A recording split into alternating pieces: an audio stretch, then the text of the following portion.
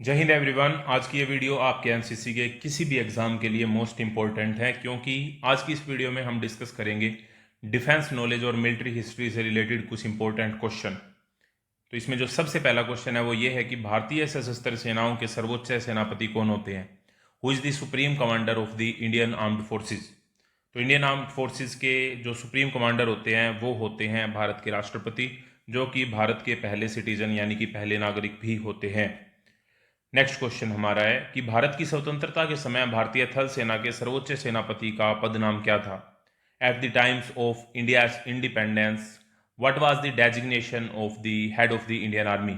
यानी कि जब भारत देश आज़ाद हुआ तब हमारे जो इंडियन आर्मी के जो सर्वोच्च अधिकारी हैं यानी कि जो चीफ हैं उनको उसका पद नाम क्या था? तो पद नाम यानी कि डेजिग्नेशन जो था वो था commander in chief of Indian army. Option C हमारा यहाँ पे सही जवाब है। भारतीय थल सेना के प्रथम कमांडर इन चीफ कौन थे? Who was the first Indian commander in chief of Indian army? तो भारतीय सेना के जो पहले कमांडर इन चीफ थे वो थे general K M Cariappa. Option B is the correct answer. Who was the first Indian commander in chief of Indian army? General K M Cariappa. भारतीय वायुसेना के प्रथम भारतीय कमांडर इन चीफ कौन थे? तो भारतीय वायुसेना के प्रथम जो भारतीय commander in chief who was the first Indian commander in chief of the Indian air force, तो वे थे air marshal Subroto Mukherjee. Option B is the correct answer. भारतीय थल सेना के प्रथम प्रमुख चीफ ऑफ आर्मी स्टाफ कौन थे? Who was the first chief of army staff? देखो, जब भारत देश आज़ाद हुआ था तो इस पोस्ट का नाम था वो था कमांडर इन चीफ, जो थे जनरल के एम करियप्पा। लेकिन जब पोस्ट का नाम हुआ चीफ ऑफ आर्मी स्टाफ तो जो सबसे पहले चीफ ऑफ आर्मी स्टाफ बने who was the first chief of army staff of the Indian army, तो वो हमारे कौन थे? तो वो हमारे थे महाराजा राजेंद्र सिंह जी या फिर जनरल महाराजा राजेंद्र सिंह जी। तो ऑप्शन यहाँ पे बी हमारा सही जवाब हो जाएगा।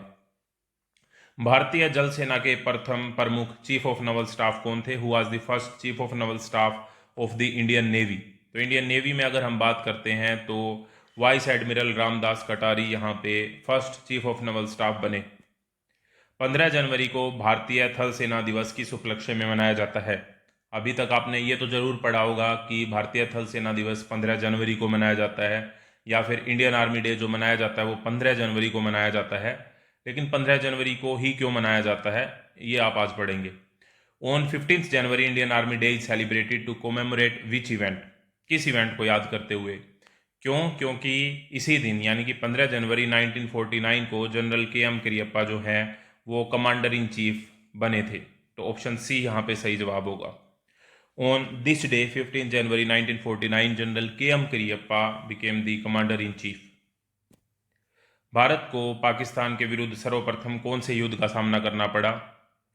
Which was the first war fort by India against Pakistan? तो सबसे पहला जो युद्ध हुआ था भारत और पाकिस्तान के बीच में वो था 1947 का कश्मीर युद्ध। भारतीय थल सेना का सर्वोच्च पद कौन सा है? What is the highest rank in Indian army? तो इंडियन आर्मी की जो सबसे ऊंची रैंक होती है, जो चीफ ऑफ आर्मी स्टाफ से भी ऊंची रैंक होती है, वो होती है फील्ड मार्शल की। तो फील्ड मार्शल की जो रैंक है वो है highest rank in Indian army. भारतीय थल सेना के कितने कमांडरों को फील्ड मार्शल का पद मिला? अभी तक कितने इंडियन आर्मी के कमांडर जो हैं वो फील्ड मार्शल के पद से नवाजे गए हैं? ये एक ऑनररी रैंक होती है और इसकी रिटायरमेंट डेट नहीं होती है।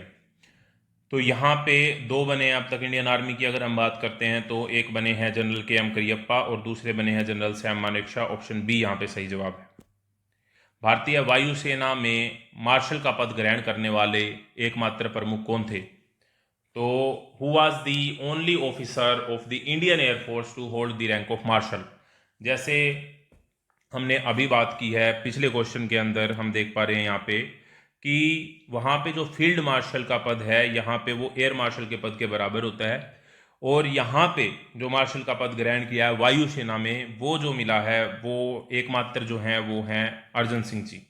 तो ऑप्शन बी हमारा यहाँ पे सही जवाब है। इंडियन नेवी में इस रैंक को अचीव करने वाला कोई भी नहीं है। टोटल 3 ये रैंक अचीव की गई है मार्शल की जो रैंक है, जिसमें 2 आर्मी से हैं और एक एयरफोर्स से है। आईएनएस विक्रमादित्य का पूरा नाम क्या है? INS Vikramaditya what was the name farmer name? यहाँ पे पुराना नाम पूर्व नाम पूछा गया है। और फॉर्मर नेम INS विक्रमादित्य का जो था वो था एडमिरल गोरस्को। Option D is the correct answer. भारतीय सैन्य अकादमी कहाँ पर स्थित है? Where is Indian Military Academy located? IMA आप सभी को पता है वो है देहरादून में। Option B. भारतीय राष्ट्रीय रक्षा विश्वविद्यालय कहाँ स्थित है? Where is the Indian national defence university? INDU, Indian national defence university. तो ये है गुड़गांव हरियाणा में। भारत की प्रथम स्वदेशी परमाणु ऊर्जा संचालित पनडुब्बी का नाम क्या है? What is the name of the India's first indigenous nuclear power submarine? तो ये है INS अरिहंत। आपको कमेंट बॉक्स में ये बताना है कि ये जो INS आगे लिखा है इस INS की फुल फॉर्म क्या होती है। भारत के प्रथम स्वदेशी हल्के लड़ाकू विमान का नाम क्या है? What is the name of the India's first indigenous light combat aircraft? LCA, light combat aircraft. तो ये जो है वो है Tejas. Option A. Major Somnath Sharma को किस युद्ध में प्रथम परमवीर चक्र से सम्मानित किया गया? क्वेश्चन ये इस तरीके से भी आ सकता है कि प्रथम परमवीर चक्र किन्हें मिला था? तो मेजर सोमनाथ शर्मा जी को मिला था। In which year was Major Somnath Sharma awarded India's first Paramvir Chakra? तो ये जो मिला था वो मिला था 1947 के युद्ध के लिए। ठीक है, इन विच वार, ठीक है, कौन से युद्ध के लिए मिला था? तो 1947 का जो कश्मीर युद्ध हुआ था उसके लिए मिला था। अब तक भारतीय सेनाओं के कितने योद्धाओं को परमवीर चक्र प्रदान किया गया है? Till now how many warriors of Indian armed forces have been awarded the Param Vir Chakra? तो अब तक टोटल जो परमवीर चक्र मिले हैं वो मिले हैं 21, यानी कि 21। Option D is the correct answer. Daulat Beg Oldi किस क्षेत्र में स्थित है? इन which region Daulat Beg Oldi located? तो ये जो है वो है लद्दाख में। Ladakh is the correct answer. Next question हमारा है, सैन्य सामग्री के शोध एवं विकास के लिए कौन सा संस्थान कार्यरत है? Which institute is responsible for research and development of military equipment? तो इसका जो करेक्ट आंसर है वो है DRDO।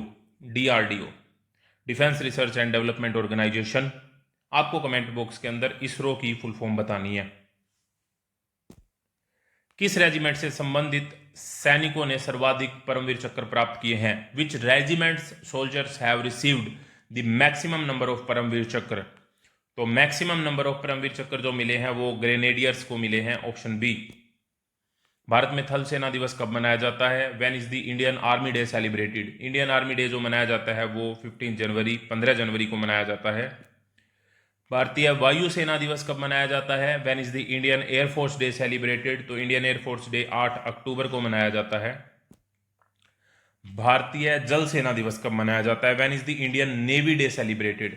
तो इंडियन नेवी डे जो मनाया जाता है वो 4 दिसंबर को मनाया जाता है। ये बातें आपको ध्यान रखनी है। नेक्स्ट क्वेश्चन, भारत का सबसे बड़ा सैन्य छावनी क्षेत्र कहाँ स्थित है? Where is the largest military cantonment of India located? ये है कानपुर में। स्वायत्त बल के रूप में भारतीय तटरक्षक बल की स्थापना कब की गई? When was the Indian coast guard established as independent force? तो इंडियन कोस्ट गार्ड की जो स्थापना मानी जाती है वो 1977 की मानी जाती है। भारत के प्रेक्षापास्त्र यानी कि मिसाइल की बात हो रही है, कार्यक्रम की प्रथम महिला प्रमुख कौन थी? Who was the first women head of the India's missile programme? तो इंडिया के मिसाइल प्रोग्राम की जो पहली महिला हेड बनी वो बनी टेसी थॉमस। Option B. भारत द्वारा परमाणु विस्फोट परीक्षण किस स्थान पर किए गए? Where was India's nuclear test conducted? तो इंडिया ने जो न्यूक्लियर टेस्ट कंडक्ट किए वो किए थे पोखरण राजस्थान में। Option D. परमाणु ईंधन के रूप में इस्तेमाल होने वाला कौन सा खनिज भारत में सर्वाधिक पाया जाता है? Which mineral used as nuclear fuel is found most abundantly in India? तो इंडिया में जो सबसे ज्यादा मिनरल पाया जाता है जो कि न्यूक्लियर फ्यूल के रूप में यूज होता है वो है थोरियम। वो है थोरियम। Option B. किस देश के सहयोग से भारत ने ब्रह्मोस मिसाइल का विकास किया? With which country did India's develop the supersonic missile BrahMos? तो ब्रह्मोस जो है वो मिसाइल हमने बनाई है रशिया यानी कि रूस की हेल्प से। ऑप्शन बी यहाँ पे सही जवाब है। और ब्रह्मोस नाम भी पड़ा है ब्रह्मपुत्र हमारे देश की नदी और मोस्कोवा रूस की नदी के नाम पे। सशस्त्र सेनाओं के लिए विमान विकसित करने वाली भारतीय संस्था कौन सी है? Which Indian organisation develop aircraft for the Indian armed forces. तो एयरक्राफ्ट बनाती है हिंदुस्तान एरोनॉटिक लिमिटेड, HAL। भारतीय थल सेना के कुल कितने क्षेत्रीय कमान कार्यरत हैं? तो यहाँ पे 6 क्षेत्रीय कमान और एक ट्रेनिंग कमांड। तो टोटल मिला के मैं कहूँगा, टोटल लिख लेते हैं हम यहाँ पे, टोटल कमांड अगर पूछी जाए इंडियन आर्मी की तो एक ट्रेनिंग कमांड को मिला के टोटल 7 कमांड हो जाएंगी। भारत का सबसे पुराना अर्धसैनिक बल पैरामिलिट्री फोर्सेज को हम कहते हैं, which is the oldest paramilitary forces in India. Paramilitary forces जैसे CISF, CRPF, BSF, Assam rifle, ITBP, ये सारी की सारी पैरामिलिट्री फोर्सेज होती हैं और ये होम मिनिस्ट्री के अंडर आती हैं। जबकि आर्मी, नेवी और एयरफोर्स की अगर हम बात करें तो वो हमारी डिफेंस मिनिस्ट्री के अंडर आती हैं। तो इनमें से कौन सी पैरामिलिट्री है जो सबसे पुरानी है, सबसे पहले एस्टेब्लिश्ड हुई? तो वो असम राइफल है, ऑप्शन सी। भारत के अर्धसैनिक बलों को कौन नियंत्रित करता है? Who controls the paramilitary forces of India. तो अभी अभी मैंने बताया कि पैरामिलिट्री फोर्स जो है वो मिनिस्ट्री ऑफ होम अफेयर्स के अंडर आती हैं। और आप सभी को कमेंट बॉक्स में ये बताना है कि इस समय हमारे गृह मंत्री यानी कि होम मिनिस्टर कौन है। भारतीय वायुसेना की पहली महिला एयर मार्शल कौन थी? Who was the first women air marshal of Indian air force. तो यहाँ पे अगर हम बात करते हैं इंडियन एयरफोर्स की पहली महिला एयर मार्शल की, तो वो बनी पद्मा बंदोपाध्याय, ऑप्शन बी। भारत का कौन सा युद्धपोत सेवानिवृत्ति के बाद मुंबई में स्थायी स्मारक के रूप में स्थापित किया गया? Which Indian warship was established as a permanent museum in Mumbai after retirement. तो रिटायरमेंट के बाद में मुंबई में परमानेंट स्मारक बना दिया। कौन से युद्धपोत को बना दिया? तो INS विक्रांत को बना दिया, ऑप्शन बी। पंजाब के किस युद्ध क्षेत्र को पाकिस्तानी पैटर्न टैंकों की कब्रिस्तान कहा जाता है? Which battlefield of Punjab is known as the graveyard of Pakistani Patton tanks.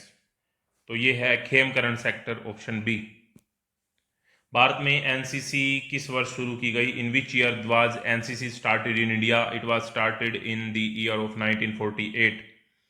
NCC के पहले निदेशक कौन थे? Who was the first director of NCC? तो ये थे कर्नल GG बैबूर जी। राष्ट्रीय सुरक्षा गार्ड, जिसे हम NSG बोलते हैं, NSG कमांडो आपने सुना होगा, ब्लैक कैट कमांडो भी इनको बोलते हैं, इसकी स्थापना कब हुई थी? When was the national security guard established? तो नेशनल सिक्योरिटी गार्ड 1984। भारत की अंतर महाद्वीपीय बैलिस्टिक मिसाइल का नाम बताइए। What is the name of the India's intercontinental ballistic missile, ICBM। तो ये जो है वो है अग्नि 5 और अग्नि 6। नेक्स्ट क्वेश्चन की तरफ हम बढ़ते हैं। भारत की क्रूज मिसाइल का नाम बताइए। What are the names of the India's cruise missile. अब आपको यह बताना है कि क्रूज मिसाइल्स हम किन मिसाइल्स को कहते हैं। जो भी इसका सही जवाब देगा उसके कमेंट को हर्ट दिया जाएगा। और इसका जो करेक्ट आंसर है वो है ब्रह्मोस और निर्भय, ऑप्शन ए। भारत की वह कौन सी टैंक रोधी मिसाइल है जिसे दागो और भूल जाओ कहा जाता है?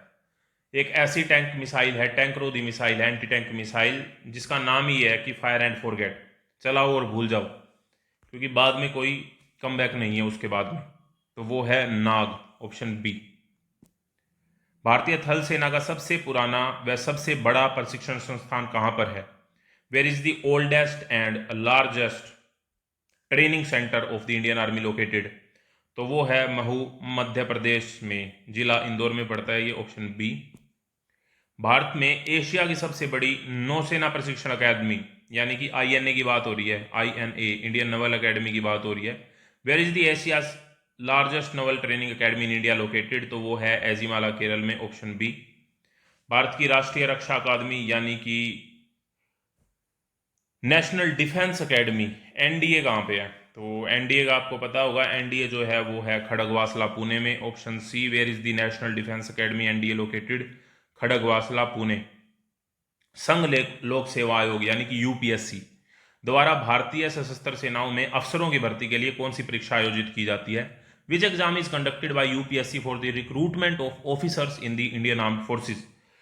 तो जो सीडीएस का एग्जाम होता है वो यूपीएससी कंडक्ट करती है, आपको पता है। सिविल सेवा की जो परीक्षा है वो भी यूपीएससी कंडक्ट करती है, लेकिन वो आर्म्ड फोर्सेस के लिए नहीं होती, वो सिविलियंस के लिए होती है। और एनडीए का जो एग्जाम है वो भी यूपीएससी ही कंडक्ट करती है। तो ये भी हो सकता है यहाँ पे सही जवाब, बिल्कुल ये भी यूपीएससी कंडक्ट करती है।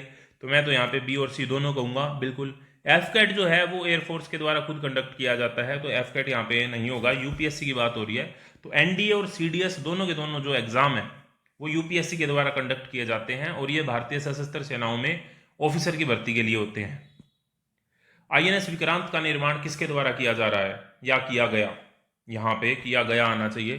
तो आईएनएस विक्रांत जो बनाया वो कोचिन शिपयार्ड लिमिटेड द्वारा बनाया गया, ऑप्शन डी हमारा यहाँ पे सही जवाब होगा। और इंपॉर्टेंट बात बतानी तो मैं आपको भूल ही गया, जो यहाँ तक आए हैं वो ध्यान से सुन के जाना।